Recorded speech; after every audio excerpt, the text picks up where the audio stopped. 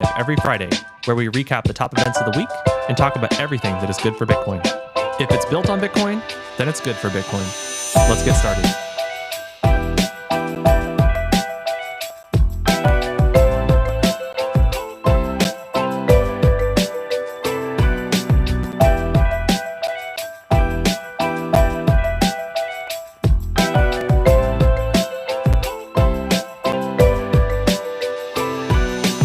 Content shared on this podcast is for informational and entertainment purposes only. It does not constitute financial, investment, or legal advice. The views and opinions expressed are those of the host and guests and do not reflect the official policy or position of any other agency, organization, or company. We encourage you to conduct your own research and consult with a qualified professional before making any financial decisions.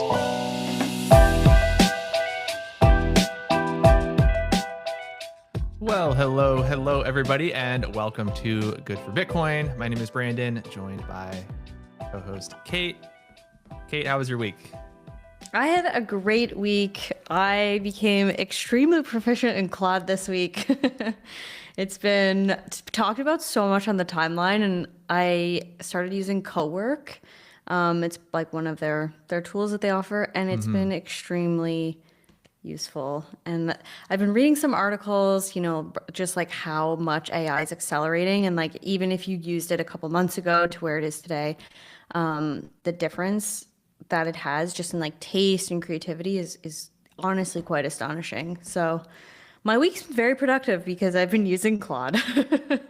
Yeah, I haven't really played around too much with Cowork, but I have been doing a ton of stuff in Claude Code. As you know, I've been vibe coding a lot. Yeah. Vibe watch. Yeah, it's pretty incredible just how much things have changed just in the past few weeks. Yep. It's hard to keep up with sometimes, but yeah, I haven't really found too many uses for Cowork yet. I guess I just haven't really like dove into it too much. But what are you like using it for? What is it like helping you with?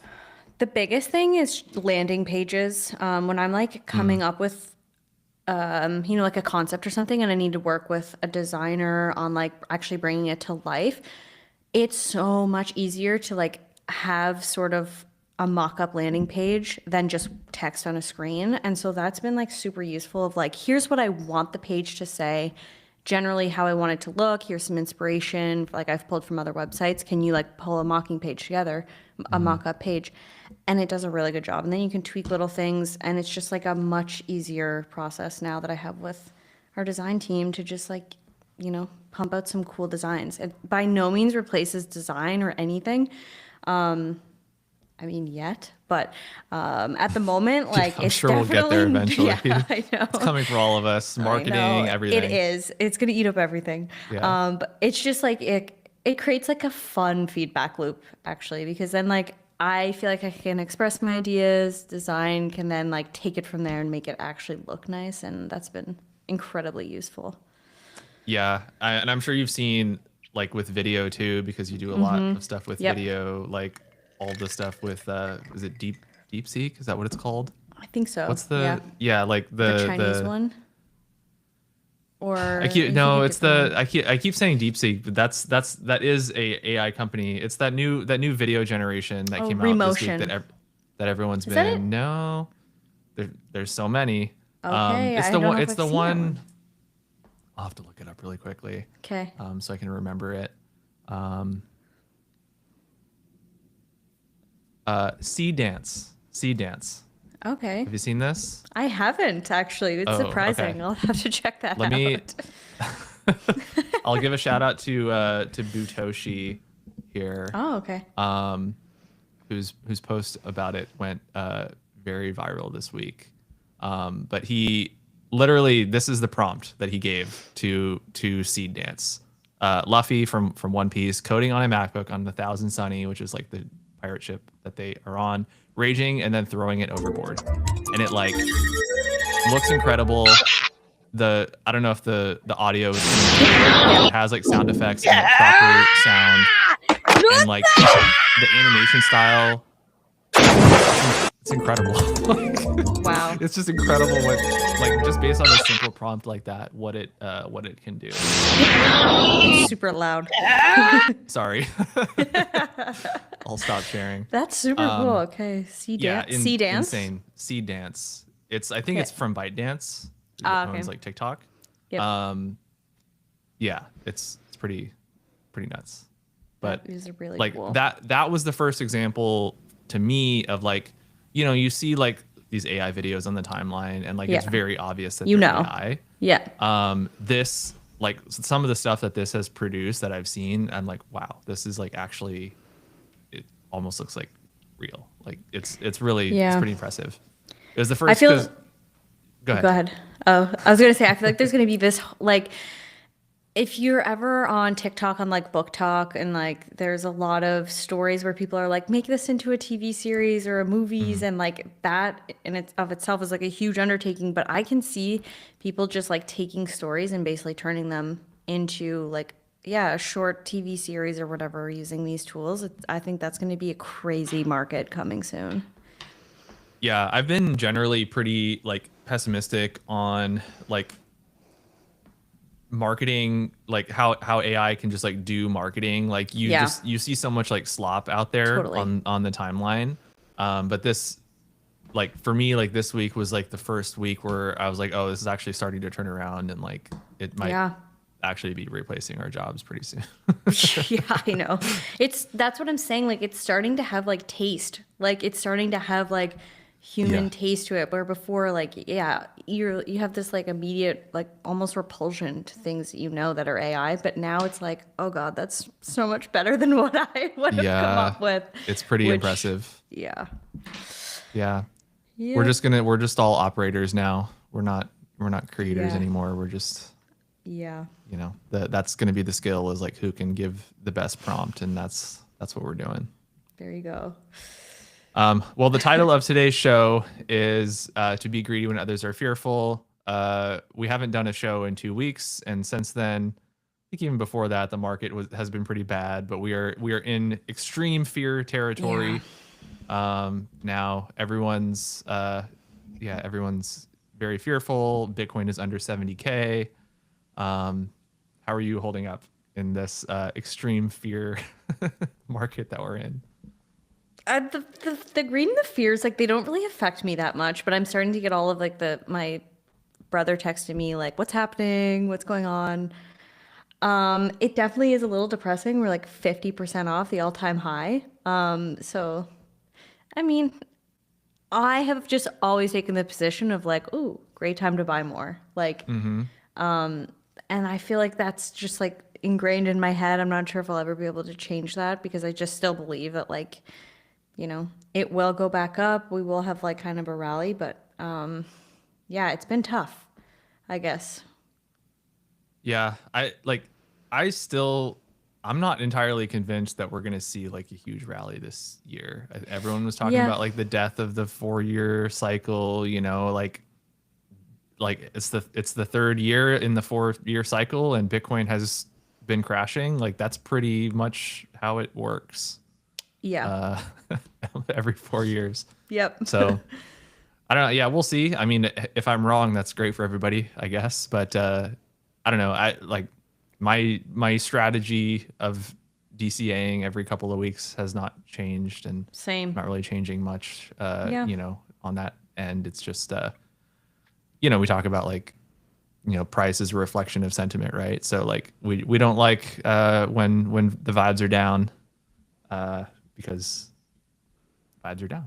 We I know. want better vibes, but it is what it is.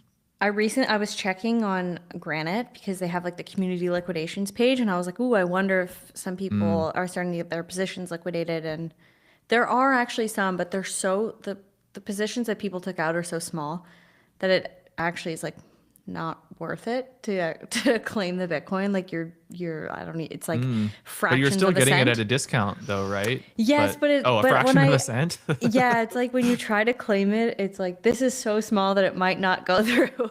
Like Yeah. it's Well, tiny yeah. positions, but I guess that makes sense because it's soft liquidation, so you're Yep. not liquidating the Yes. entire thing. It's just the small amount that is Yeah. needed.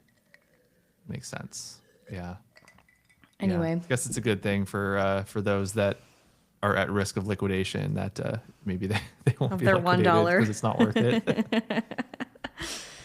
Well, that's maybe a good segue into kind of how public companies are holding up with the huge BTC dip. We actually saw a few companies selling BTC over this past couple of weeks. So the first one is Bitcoin miner and treasury company Cango. They sold over half of their Bitcoin holdings, 4,451 BTC, for 305 million to quote strengthen its balance sheet and for AI expansion. So maybe they're trying to diversify away from Bitcoin, which is pretty, I think, par for the course. Whenever you're in these like bear markets, all these Bitcoin companies say that they're AI companies during bear markets.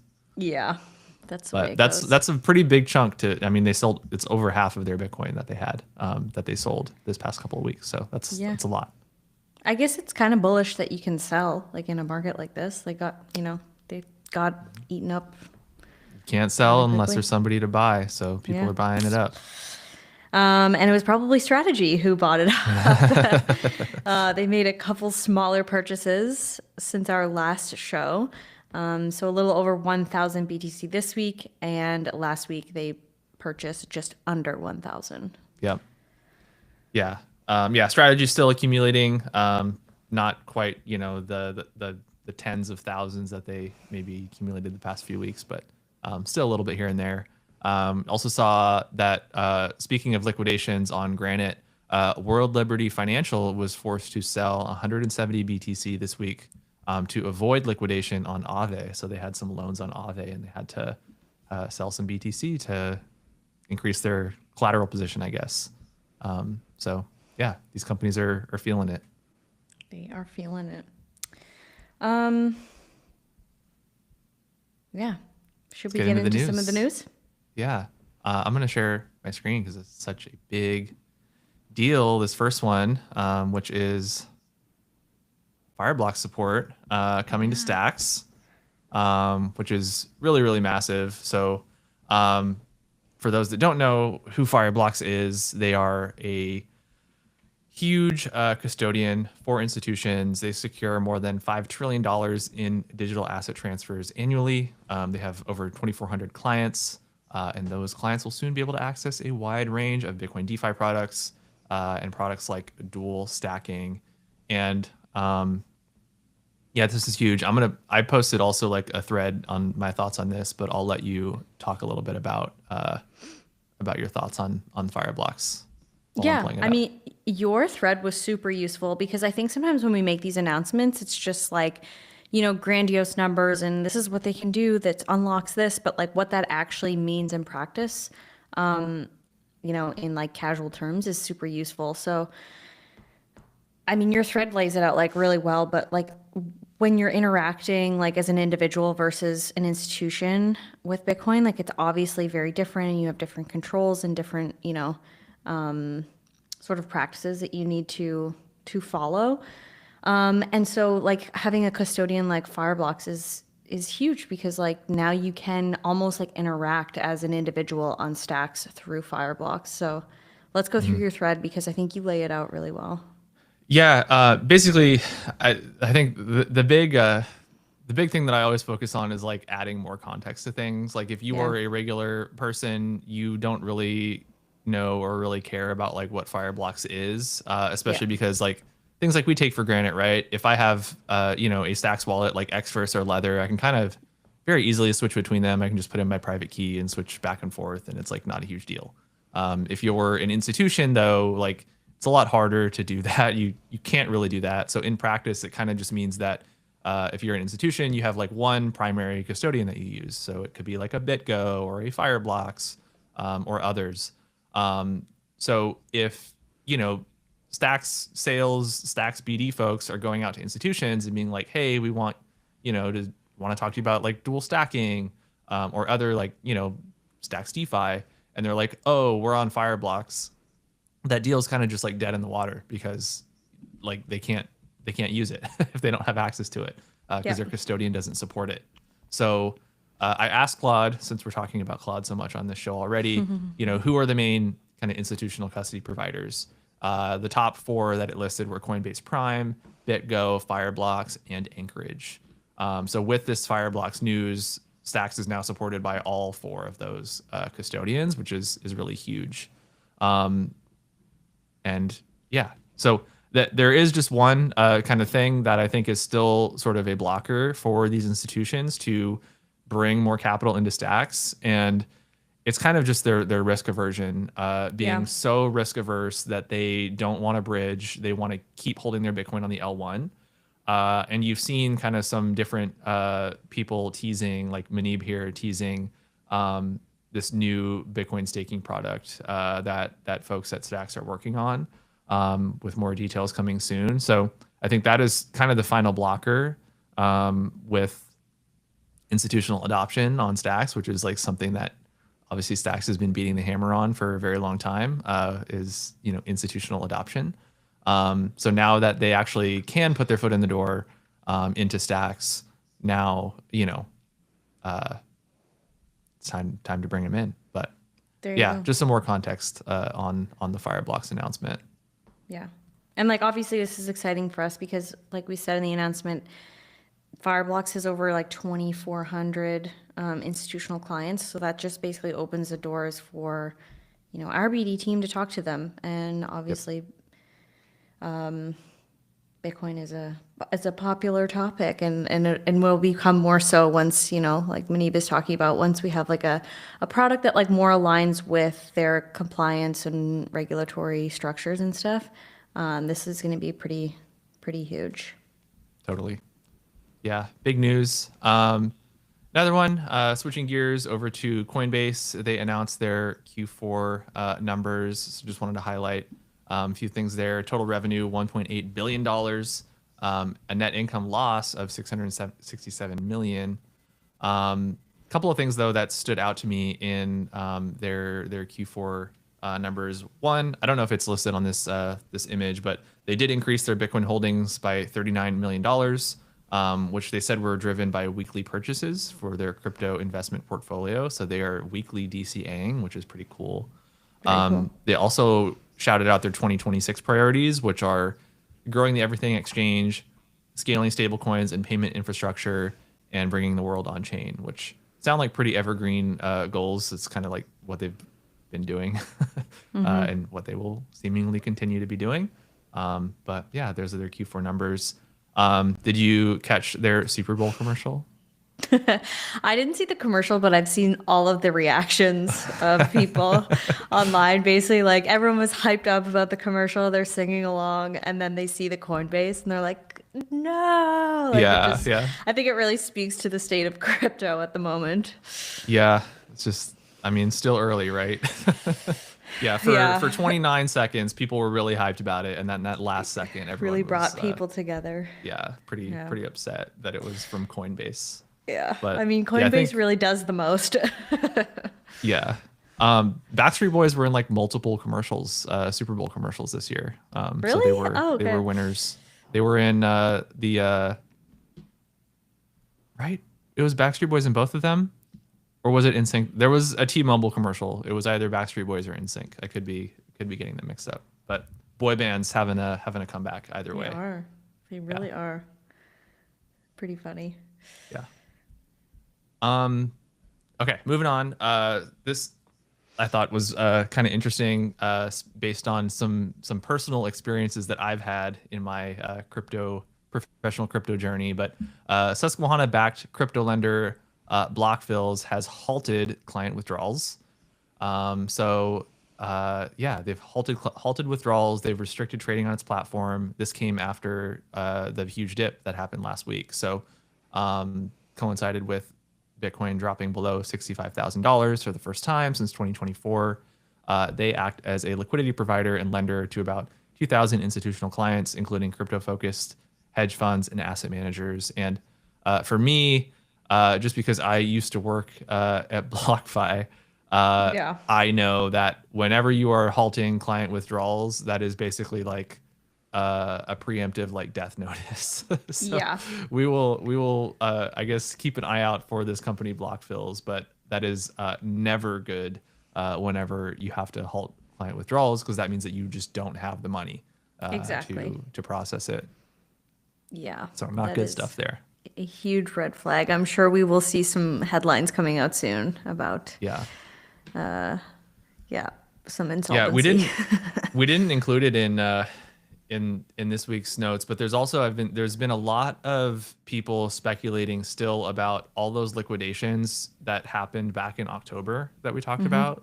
Yep. On October 10th, there was like that huge event that like crashed the price, and nobody ever like came forward saying that they like lost a lot of money for that. So there's been a lot of speculation. There's been a lot of FUD thrown at like Binance, and CZ has been like taking a lot of it head on, that like Binance was maybe to blame for it. There was, I think it was like the CEO of like OKX or somebody from OKX saying, basically came out saying that like, yes, this thing happened, and like we just want to preemptively say that like we're good. So there's been like a lot of rumors and speculation out there on like somebody had to have been impacted by that huge liquidation event, because there was liquidations, like somebody got liquidated, but nobody ever came out to say like who it was. So there's just been a lot of rumors swirling around on like who actually is that. And now that Bitcoin, the price of Bitcoin is going down even more, since October. It's that, what's that saying of like, you don't know who's like naked until like the tides go out or whatever. Like, Yeah. we're starting to see like, I think cracks of like who, might have been damaged by that liquidation event, but nobody's been confirmed yet, but interesting stuff. All right, we can move on to BlackRock. BlackRock, I feel like they're like fully adopting this crypto mentality. They've been taking, I've seen like ads on, I think they took out billboards or something advertising crypto, and people are like, Really? whoa. Yeah. I saw that somewhere on the timeline. But they are going to be offering DeFi trading for the first time. So on Wednesday, they revealed that they're going to be bringing their treasury-backed digital token BIDL onto Uniswap. This is obviously one of the leading DeFi platforms, and it can be bought and sold by institutional traders. So I've read somewhere that you need to hold at least 5 million in assets basically to access this token. So it's definitely like a permissioned DeFi thing. But yeah, as part of the tie-up, BlackRock is also purchasing an undisclosed amount of Uniswap's own Uni token. Super interesting. Yeah, I think it's like that BIDL token. It's kind of like almost like a yield bearing stable coin. So Yeah. like you can't offer that to like regular users. Yeah. But it's like a money market, like yield bearing kind of stable coin, I think is like how it generally works. But yeah, BlackRock is just, they're on Uniswap, and it's pretty crazy. If you read that headline a few years ago, you would never have believed it. Yeah, for sure. For sure not. I'm gonna let you take this one too, because you, I think, first yeah. mentioned this a few weeks ago. I always Mr. bring up Beast. Mr. Beast anytime I see Yeah. him. Because at one point he was talking about like Ethereum at some point, maybe like purchasing an Ethereum company. Anyway, this one is very cool. He acquired a youth-focused fintech called Step. So Step labels themselves as the all-in-one money app, and they're aimed at offering banking for the next generation. And so when he was just like giving some context about like why he bought this, he was basically telling people, like nobody taught me about investing, building credit, managing money when I was growing up. So he really wanted to give young people access to like a strong financial foundation, some good information, and maybe just like more of like a fun experience. So it seems like they're going to be offering high yield savings accounts, different ways to build your credit, and the ability to round up purchases into investable assets and other banking services. I love the roundup one. I feel like those are always super smart. Yeah, I know you'd be a fan of that. Big time. Big time. Yeah. Yeah. I was looking through. I had never heard of this, but it seems like they already are out there. Like you can sign up for an account and everything. I think Yeah. they're maybe US only. I think so look too. into, Yeah. too deeply, but yeah, seems pretty cool. Interesting. I'm not sure what really the differentiation between this and Cash App would be. Again, I don't have access to Cash App, but it seems like a similar thing. Maybe just like more the messaging itself is like towards Gen Z. I'm not sure. Yeah. 10x. It didn't seem like they did anything with crypto. No. Like the investments are all just like, stocks Yeah, basically. exactly. Yeah. So be interesting to see if like, yeah, how much they integrate crypto into this. Cause that was the speculation originally, was like Mr. Beast was going to do like something in crypto. Yeah. So There we was will I saw see. like some funny tweets about it. There was one, this guy said, "My rep at Mr. Beast Bank said I can have a 9% APY savings account, but I do have to live at the bank vault for 100 days." I That's thought pretty that was good. so good. Yeah. Yeah. I like that. I'm sure he'll do some crazy stunts with it. Like it'll be cool to watch this play out. 100%. Yeah, I'm Yeah. sure. I'm sure they will. I was pretty surprised a few weeks ago when we were at our company retreat. There was like the Feastables bars were like in Mexico. I was pretty surprised to see them there. Yeah. Like they're worldwide. They really are everywhere. In So, every store too. Like even here in Canada, like we have like it's called Dollarama. It's like mhm. our dollar store or whatever, and they're always stocked with Feastables. But any grocery store I go to, any little like in Montreal we call them dépanneurs, but they're like convenient stores. They're everywhere. Like a bodega. Yeah, bodega. Yeah, exactly.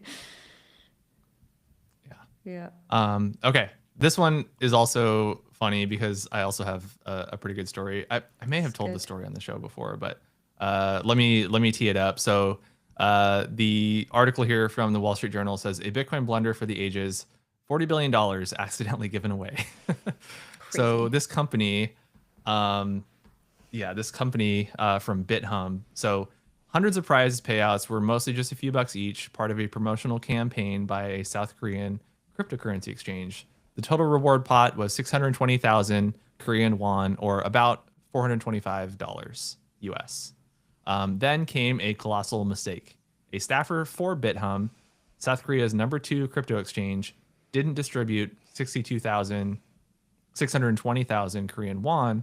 Rather, the prizes, due to an input error, emerged in a different currency, 620,000 Bitcoin, valued at more than $40 billion. BitHum halted transactions after roughly 30 minutes. Those affected included investors who had held Bitcoin before the botched giveaway. And according to BitHum, the total losses totaled about $685,000 before they corrected the error.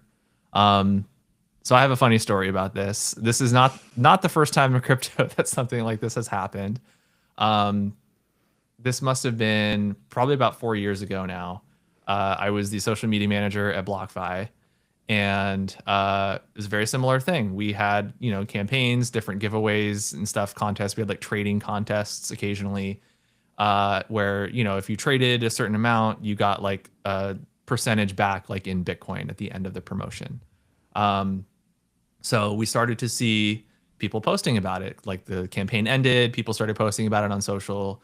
And there was a couple of people that started to post like, whoa, I got like a full Bitcoin for this. And but the people that were posting it were like kind of institutional people. So it was like, maybe it's real because like maybe they're just like trading a ton, right? Like I didn't know. Yeah. And we started to see like a few more and then a few more people posting about it. And then I was like, that's a lot of Bitcoin that we're giving away. And I posted about it in the Slack channel, and people had no idea. And yeah, it turned out that like the person that distributed the rewards like fat fingered the transaction, and Oof. the put the decimal point in the wrong place, and yeah, ended up crediting a bunch of Bitcoin out. BlockFi was, I mean, for one, even for in this case, like if you're using an exchange, like you're KYC'd on the exchange, they know exactly who you are. So you Yeah. can't just like withdraw the money and scram. Like they know who you are. So like if yeah, it resulted in like BlockFi ended up suing like a bunch of people that withdrew stuff. It was like a whole Really? thing. But the one thing that was like confusing, funny, also like reflected a lot of like how manual everything was at BlockFi. Was BlockFi processed withdrawals. They didn't process withdrawals immediately. They were usually processed on the following day. Hmm. So you would think that BlockFi would have been able to stop any withdrawals from happening the following day. That for people that tried to take advantage of getting all the Bitcoin, but that didn't happen. They still were able to withdraw. Oh my God. And it was a whole thing. So yeah, I don't know if I've told. I feel like we're far enough removed from BlockFi shutting come down. clean. That I think I can safely share that story. But I was the one that noticed that this was happening, and I retweeted it. I retweeted a couple of people from the BlockFi handle saying like, I got this amount of Bitcoin, and then we realized, hey, this is like suspicious. Raised the flag, unretweeted a few things, and then we had to issue some statements and everything. But Crazy. that was a interesting time. Never again. So I mean, I feel for a BitHum. Yeah. I've definitely like fat fingered, but like I just didn't have enough Bitcoin to like send. So it's like, yeah, please try again. You do not have that much to send. Yeah. That's funny. Wow, I did not know that story. That hits home. Yeah, that was a crazy time. Many crazy stories at BlockFi. Yeah. Like that. Okay. Moving on to quick headlines. I saw this tweet from Hunter Horsley this week, and I thought that it was pretty good. Too good not to share. He said a wealth management client who Bitwise met 2 years ago had never allocated to crypto until today. That happened this week. This tweet was posted 2 days ago. With the pullback, they put $11 million into Bitcoin. For the huge cross section of investors not yet in crypto, a pullback is an opportunity. So we talked at the top of the show about who is buying while these other people are selling. The answer is a lot of people. A lot of people are buying, and they're seeing this as a great opportunity. But pretty cool that even in kind of the bear market when everyone is like still fearful, you still have kind of maybe more rational like big investors are still feeling comfortable enough to kind of come in and buy Bitcoin. So I thought that was pretty cool. Very cool. I'll let you take the next one. I can take the last two since I added those in there. Yeah. Just another quick headline. I saw that Anchorage Digital, they announced a $100 million investment from Tether, which gives them an implied valuation of $4.2 billion. So Anchorage Digital making some moves, getting $100 million from Tether, and they support Stacks. So I wanted to shout them out. Pretty cool. Next one, it's kind of fluff, nothing set in stone, but I saw that Brazil is reintroducing actually a bill to acquire 1 million Bitcoin as a national strategic reserve. So 1 million Bitcoin over 5 years, that's a huge amount that would put them above US and China in government Bitcoin holdings. And this would include prohibiting selling Bitcoin that's been seized, and also would allow federal tax collection in Bitcoin. So obviously nothing set in stone, but it's pretty cool that they are exploring that option as a government. And then I don't know if you wanted anything to add because the next one's not so fun. $1 million. It's not $1 million of Bitcoin. It's a million Bitcoin. A million Bitcoin. Yeah, it's like 5% of the supply. Yeah. Good luck, Brazil. Huge. Yeah. It will be Brazil versus strategy at that point. Yeah. Yeah. On the other end of the spectrum, the Netherlands, I think they officially approved the law which would allow a 30% tax on unrealized capital gains for crypto, stock, bond gains. So not good, obviously, for Bitcoin holders, because this means that any assets you have that have increased in value are now taxed, even if you have not sold them, which it's just like such a disadvantage. It like if you're a holder of an asset for a long time and like you don't have maybe a lot of cash, which I mean, I assume that's the case for a lot of individual Bitcoin holders. Now you have to come up with the money to pay taxes on that, which is very tough. And 36% is pretty steep. So this would take place in starting January 2028. So it's still a few years away. I mean, a lot of things could change, but yeah, the fact that they're introducing this is a bit rough. I'm sure that's going to create some kind of exodus before that date. Like for sure. That's Yeah, that's pretty terrible. Because you don't have, if it's unrealized, that means that you don't have the money to pay the tax because it's unrealized. Exactly. Yep. So then you have to realize. Then you have to realize, and then you're taxed on that And then you're taxed realization. again, probably. Can't win. Oh, you just can't win. Yeah, I think I saw this morning, yesterday or this morning, there was another like country, I think in Europe, that was actually doing the opposite, where they were going to allow, I think if you like had crypto for like a couple of years or something like that, then you could like sell it with no tax. Interesting. Yeah. Like if you held it for a while. So maybe everyone will move there from For sure. from I mean, from this. it'll definitely cause like an exodus event if it goes through to this extent. No doubt. There's Yeah. no doubt. Yeah. Okay. Well, I think that wraps up stories for the week. We will be back next week. I think we're going to be back doing some more consistent shows now. Yeah. Our vacations and our holidays are over, at least for a little bit. Yeah.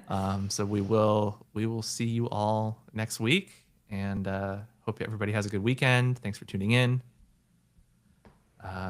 Anything else I missed? Go subscribe to our show. Go subscribe. Hope you have a good Valentine's Day. And I guess it's President's Day for you in the US. In Canada, Yeah. it's Family Day. So long weekend, Valentine's vibes. Should be a good Friday one. the 13th today. Too. Friday the Forgot to 13th. mention that. Lots of All fun right. things. Yep. All right, everybody. Enjoy your long weekend. We'll see you all next week. Bye.